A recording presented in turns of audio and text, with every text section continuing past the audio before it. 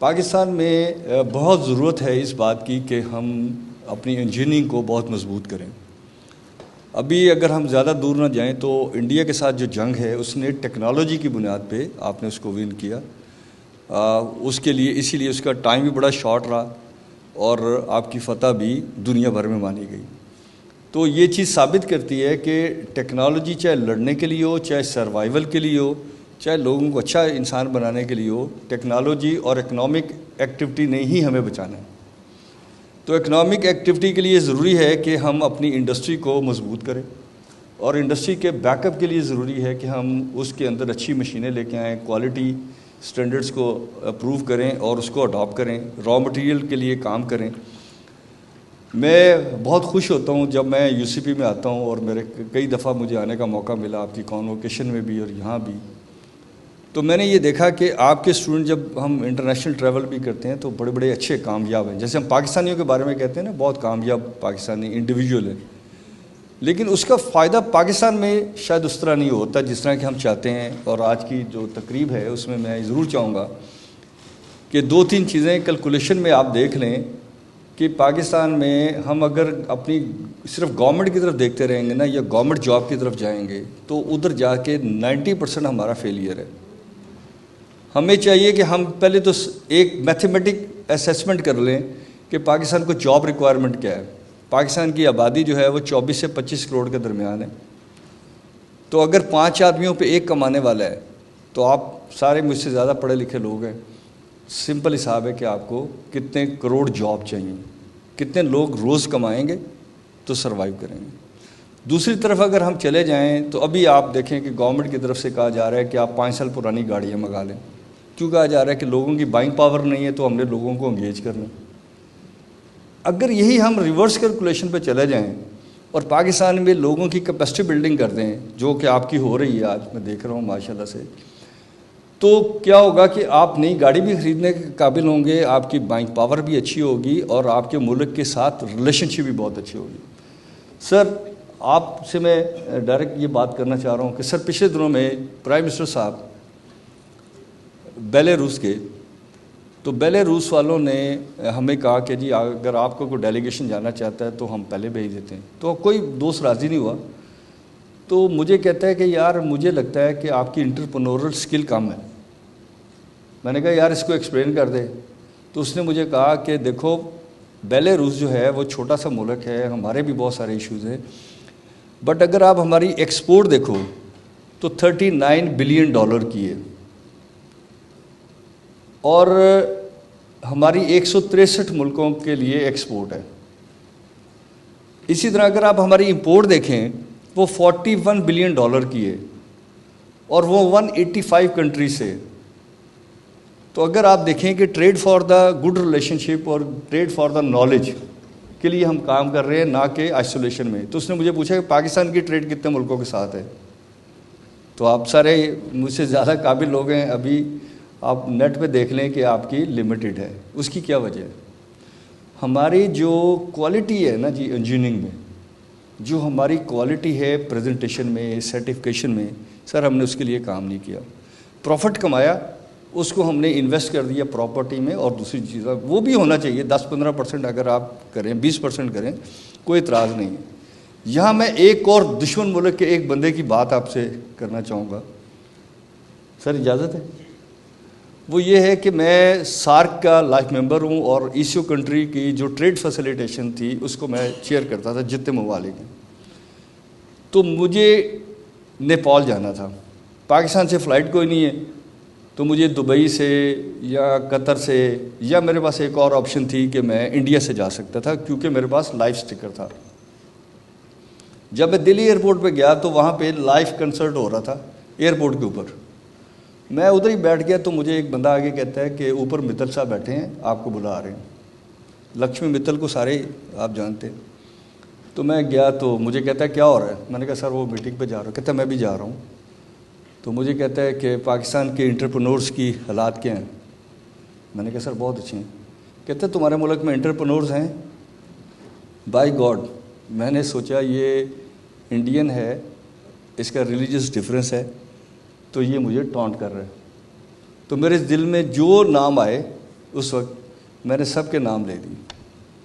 اس نے مجھے کہا کہ یہ کلاس جو تو کہہ رہا ہے یہ انٹرپرنور نہیں ہے باس, یہ پریولیج کلاس ہے. میں نے کہا, پھر میرے ذہن میں وہی آیا کہ یار یہ انڈین ہے اور یہ بائسڈ ہے اور یہ ہے. میں آج آپ سے کہتا ہوں, کئی سال کے بعد مجھے ریئلائز ہوئی اس کی فردر بات کو جب میں نے ایڈ کیا کہ پاکستان میں جو لیڈ نظر ہمیں آتی ہے وہ پریولیج کلاس ہے, دے آر ناٹ انٹرپرنورس. ہو نہیں سکتا کہ میرے کاروبار سے کسی اور کو نقصان ہو. آپ دیکھ لیں جو ملٹی نیشنز کا کلچر بھی ہم دیکھتے ہیں, وہ پروفٹ کو اس لیول پہ لے کے جاتے ہیں کہ ان کا پروفٹ شیئر اس حوالے سے ہوتا ہے کہ اس کی کوالٹی سٹینڈرڈ بھی مینٹین ہوتے ہیں اور اس کی پروڈکٹ سے کاروبار کرنے والا بھی پروفٹ کماتا ہے, اور ہر سال اس کی کیپیسٹی بلڈنگ ہوتی ہے, یعنی سیمینار سے, ٹریننگ سے, اس کی اگر ہاؤس ہولڈ دیکھیں تو اس کے لیے کام ہوتا ہے. تو میں آپ سے ساری انجینئرنگ پہ بات کرنا چاہتا ہوں. لاسٹ انٹرم گورنمنٹ تھی تو پنجاب کے سارے وزیر ظاہر ہے ہمارے دوست چھوٹے بھائیوں کی طرح تھے, اس میں بلال بھی شامل تھا, سہیل افضل کا بیٹا. ہم اکٹھے ٹریول کرتے تھے. ایک دفعہ ہم نے یہ سوچا کہ ہم نے ایگریکلچر میں بہت کام کرنا ہے کیونکہ ہماری بیک بون ایگریکلچر.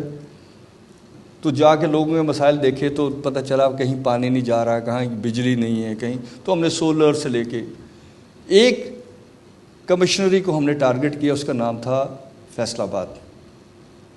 فیصل آباد کی کمشنر لیڈی تھیں, بٹ ریئلی میں ان سے زندگی میں 2 دفعہ ملا ہوں, but I am really impressed. اس بیچاری نے ایک ایک جگہ پہ جا کے, ڈی سی صاحب نے جا کے تو کام کیا. Very well done. ہم لوگ گئے, ہم نے کہا یار مٹر کی فصل اس دفعہ بہت اچھی ہوئی ہے, کپاس کی فصل بہت اچھی ہوئی ہے, ہم جائیں گے, لوگ ہماری بڑی تعریف کریں گے, ہمیں بڑا سلوٹ کریں گے. جب ہم گئے تو لوگوں نے لٹرلی ہمیں گالیاں دیں. ہم نے کہا یار آپ کی فصل اتنی اچھی ہے. اس نے کہا جی فصل تو ہو گئی, آگے کولڈ سٹوریج نہیں ہے, آگے ویلیو ایڈیشن نہیں ہے, تو ہمارا تو لاس ہو گیا نا بس. تو میں یہ صرف کہنا چاہتا ہوں کہ گورنمنٹ جو کنٹرول کام کرے گی اس کا چینی والا حل ہوگا. اس میں پرائیویٹ سیکٹر کو, جیسے ایجوکیشن میں آج ہمارے بچے شاید گورنمنٹ اسکولوں کی وجہ سے اور ایک لیول کی وجہ سے, مجھے لگتا ہے کبھی کہ شاید ہم ان سے زیادہ پڑھ جاتے, لیکن آج پرائیویٹ یونیورسٹیوں نے آ کے وہ کمال کیا کہ ہمارے پاس ایک اچھی ایجوکیٹڈ لاٹ کریٹ ہوئی. اب اس لاٹ کو ہم نے کنورٹ کرنا ہے سوسائٹی میں اس حوالے سے کہ آپ انڈسٹری لگائیں. انڈسٹری کا ہمارے پاس اتنے پیسے نہیں ہیں باس کہ ہم اچھی مشین لگا سکیں. پاکستان میں پچھلے 15-20 سال سے اور اسپیشلی پچھلے 8-10 سال سے جو ایٹیچیوڈ ہے وہ یہ ہے کہ جو کسی کے پاس ہے وہ نکال لیں, اور انڈسٹری کو آپ نے ایک جسے کہتے ہیں لانت بنا دی ہے. ایک آفیسر اٹھتا ہے اور وہ کہتا ہے جی فیکٹری کرا دیں, دوسرا کہتا ہے جی یہ کیا ہے. تو سارا دن جو پرانے انڈسٹریلسٹ تھے انہوں نے تو انڈسٹری چلا لی. جو نئے لوگ ہیں اس کے اندر آپ کو اگر میرے شوقپورہ روڈ پہ جائیں تو بڑے بڑے نام ہیں, آپ کو نئی انڈسٹری نظر نہیں آتی یا ان کی ایکسپینشن اس طرح نظر نہیں آتی جس طرح ہماری سوسائٹی گرو کر رہی ہے. پاپولیشن دیکھیں نا بڑھتی جا رہی ہے. تو اس کا مطلب ہے پاکستان میں انجینئرنگ کا بہت اسکوپ ہے سر. میں انجینئرنگ سے مراد ہر قسم کی انجینئرنگ کو سمجھتا ہوں, اور اس کو بھی سمجھتا ہوں کہ پاکستان کے گورننس کا آڈٹ ہونا چاہیے.